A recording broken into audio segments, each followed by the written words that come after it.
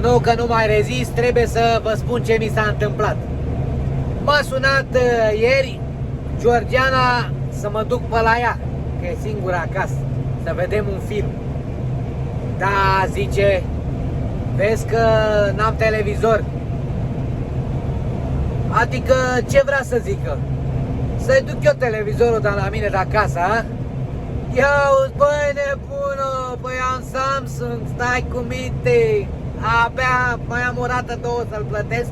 Și vezi, Doamne, mă cheamă la ea și mi oprește televizorul. Crede că eu sunt fraier și nu mă prind, știi? Stai cu minte, nebunul, nu mă duc, mă, nu mă duc.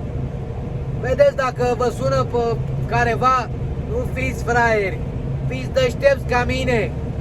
E hoață ea, ci că e șmecheră, o duce capul. Stai cu minte că m-am născut înaintea ta și n-ai cum să fii mai deșteaptă ca mine. E tătă la ea, ce credea? Bă, să nu fiți bătântăle, bă, să vă duceți, că e nasol, e nașpetă treaba.